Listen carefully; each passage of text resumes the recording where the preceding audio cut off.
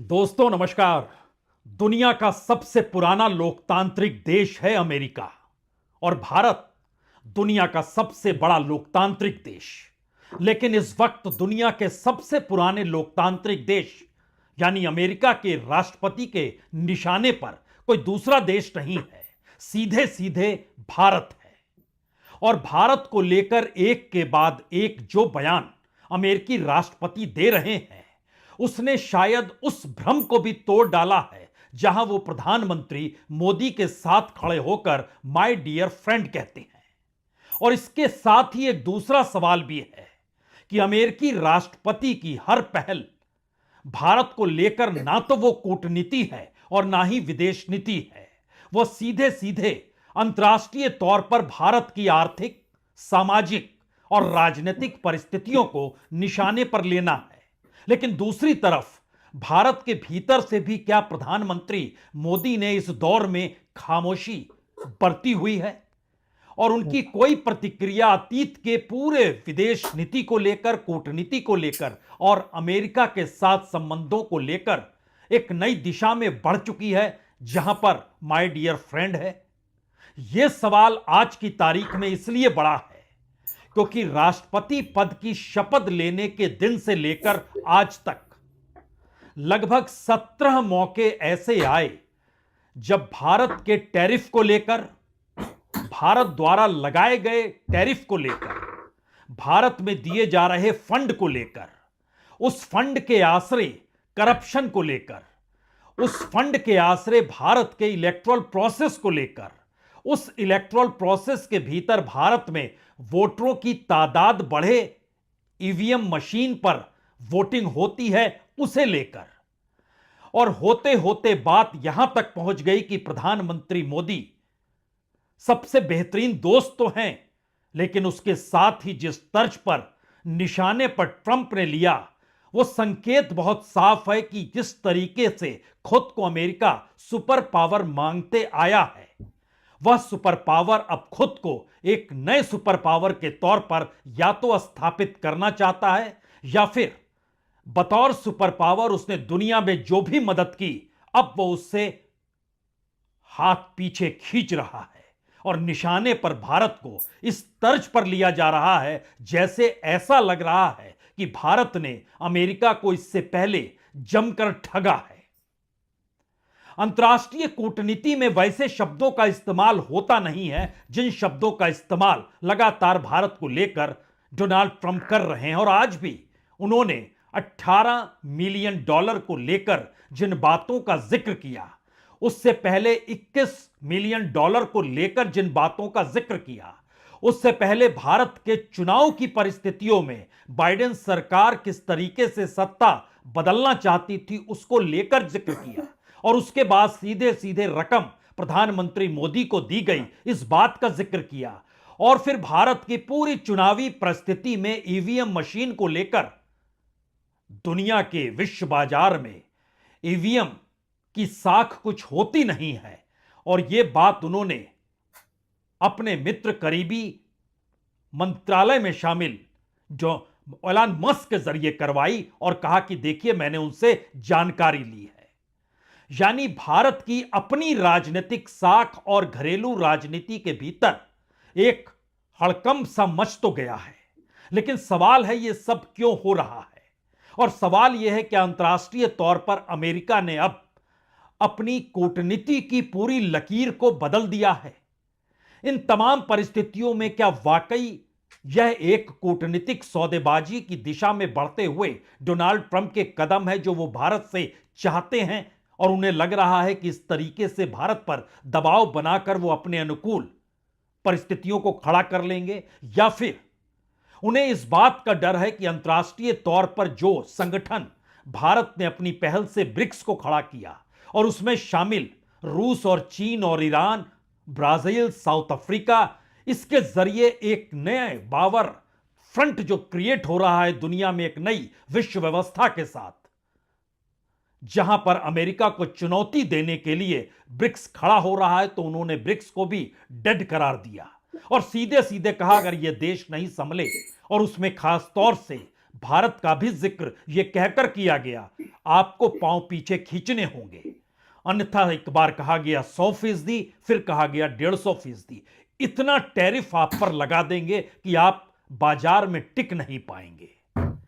ये सारे संकेत किस दिशा में ले जाते हैं, हमें लगता है आज इनकी उन परिस्थितियों को खोलने की जरूरत है जिससे आप समझ पाए कि अंतर्राष्ट्रीय तौर पर मौजूदा वक्त में अमेरिका क्या चाहता है, कहां पर खड़ा है और भारत के सामने सबसे बड़ी मुश्किल क्या है। और कहीं प्रधानमंत्री मोदी के साथ यारी करते करते ट्रंप ने प्रधानमंत्री मोदी को ही फंसा तो नहीं दिया है। $18 million for helping India with its elections. Why the hell? Why don't we just go to all paper ballots? Let them help us with their elections, right? Voter ID. Wouldn't that be nice? We're giving money to India for elections. They don't need money. They take advantage of us pretty good. One of the highest tariff nations in the world. We try and sell something, they have a 200% tariff, and then we're giving them a lot of money to help them with their election. And $21 million going to my friend, Prime Minister Modi in India, for voter turnout. We're giving $21 million for voter turnout in India. What about us? I want voter turnout too, Governor. And $21 million for voter turnout in India. Why are we caring about India turnout? We got enough problems. We want our own turnout, don't we? Can you imagine all that money going to India? I wonder what they think when they get it. Now, it's a kickback scheme. You know, it's not like they get it and they spend. They kick it back to the people that send it, I would say, in many cases. Many of these cases, anytime you have no idea what we're talking about, that means there's a kickback because nobody has any idea. And $21 million for voter turnout in India. What do we need to spend $21 million for voter turnout in India? Wow, $21 million. I guess they were trying to get somebody else elected. Wow, we ought to tell the Indian government, because when we hear that Russia spent about $2 in our country, it was a big deal, right? They took some internet ads for $2,000. This is a total breakthrough. $21 million for India. तो दुनिया के सबसे बड़े लोकतांत्रिक देश को लेकर दुनिया के सबसे पुराने लोकतांत्रिक देश के राष्ट्रपति की यह टिप्पणी है। पहली टिप्पणी आज की ही है जिसमें उन्होंने $18 मिलियन का जिक्र किया और यह कहकर किया, हम क्यों दे पैसा, इलेक्शन में सुधार के लिए, वहां पर ज्यादा वोटिंग टर्नआउट हो जाए। उसके बाद जो बयान आपने सुना उसमें तो खुले तौर पर वो कह रहे हैं कि दरअसल यह पैसा बाइडेन सरकार ने दिया था और यह सब करप्शन का हिस्सा था जिसमें पैसा जाता था और उसका एक बड़ा हिस्सा वापस लौट आता था। तो क्या यह कमीशन के आश्रय यह पूरी मदद दी जा रही थी? उसके बाद तीसरे राउंड में उन्होंने कहा, मैंने अपने मित्र प्रधानमंत्री मोदी को $21 मिलियन दिए हैं। क्यों दिए हैं? वो सबसे करीब है? जी नहीं। इन तमाम परिस्थिति में भारत की अंतर्राष्ट्रीय साख, भारत की विदेश नीति, भारत की कूटनीति, हो सकता है कई सवालों को इस दौर में कोई भी खड़ा करे। प्रधानमंत्री की तरफ से तो कोई जवाब नहीं आया, लेकिन जिस दिन अमेरिकी राष्ट्रपति ट्रंप ने यह कह दिया कि भारत में चुनाव के आश्रय सत्ता पलटने का जिक्र था, तो भारत का विदेश मंत्रालय सक्रिय हो गया। लेकिन उसके अगले दिन ट्रंप ने जब यह कहा कि यह पैसा उन्होंने भारत के प्रधानमंत्री को दिया, तो विदेश मंत्रालय ने चुप्पी थाम ली। यानी अमेरिकी राष्ट्रपति हर दिन बयान दे रहे हैं, हर दिन बयान बदल रहे हैं, हर दिन निशाने पर भारत है और उनके डियर फ्रेंड भी निशाने पर हैं। तो इस दौर में भारत का विदेश मंत्रालय क्या कर रहा है और किस तरीके से वो सामने आता है, हमें लगता है शुरू में ही उसको आप सुन लीजिए। You know, we have seen information that has been put out by the US administration regarding certain USA activities and funding. These are obviously very deeply troubling. This has led to concerns about foreign interference in India's internal affairs. Relevant departments and agencies are looking into this matter. It would be premature to make a public comment at this stage. So, relevant authorities are looking into this matter, and hopefully we can come up with an update on that subsequently. विदेश मंत्रालय का यह बयान सुनकर हो सकता है आप भी महसूस कर रहे हो कि भारत की अंतर्राष्ट्रीय कूटनीति और विदेश नीति और खास तौर से अमेरिका के साथ संबंधों को लेकर किस रास्ते चलनी है वो सब कुछ डियर फ्रेंड के आसरे चल रहा है, और उसी आसरे जरा सी आंच उन पर आती है तो प्रतिक्रिया देनी है। और देश को लेकर कोई सवाल अगर अमेरिका राष्ट्रपति खड़ा कर रहे हैं तो उस पर खामोशी बरतनी है। ये सारे सवाल इसलिए भी जरूरी हैं क्योंकि इस देश के भीतर घरेलू राजनीति में भारत की चुनावी प्रक्रिया के तहत डेमोक्रेसी के खतरे को बार बार जिक्र विपक्ष ने किया। इस देश के भीतर सवाल भी उठे, और यह भी सवाल उठा कि ईवीएम मैनेज किया जाता है। और प्रधानमंत्री मोदी ने भी, याद कीजिए, सेंट्रल हॉल में जब वो भाषण दे रहे थे तो उन्होंने खुले तौर पर जिक्र किया था कि जब लोकसभा के चुनाव के परिणाम आ रहे थे उस वक्त मैंने किसी से पूछा था इस दौर में क्या ईवीएम जिंदा है ना, क्योंकि ईवीएम पर जिस तर्ज पर विपक्ष निशाने पर लेता है और पूरे लोकतंत्र को ही हाशिए पर ढकेल देता है, उससे प्रधानमंत्री मोदी बड़े चिंतित नजर आए थे।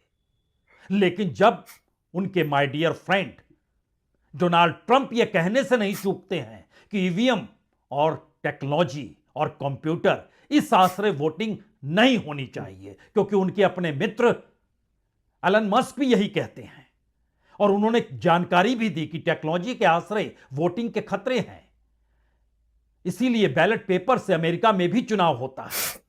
तो इन दोनों बातों को अगर आप मिला लीजिए तो सीधे क्या तौर पर भारत के उस लोकतंत्र पर हमला है जहां पर चुनाव हो रहे हैं और ईवीएम के जरिए हो रहे हैं, और इसे मौजूदा वक्त में प्रधानमंत्री ही नहीं बल्कि देश में चुनाव आयोग भी सबसे बेहतरीन मानता है। चाहे सवाल सुप्रीम कोर्ट के हिस्से में भी गया, सुप्रीम कोर्ट ने भी कहा इस पर हम कोई सवाल नहीं खड़ा कर सकते हैं। तो भारत की सुप्रीम कोर्ट हो, भारत का इलेक्शन कमीशन हो, भारत के प्राइम मिनिस्टर हो, सबके उलट अंतर्राष्ट्रीय तौर पर, अंतर्राष्ट्रीय मंच पर अमेरिकी राष्ट्रपति डोनाल्ड ट्रंप ईवीएम का जिक्र करते तो हमें लगता है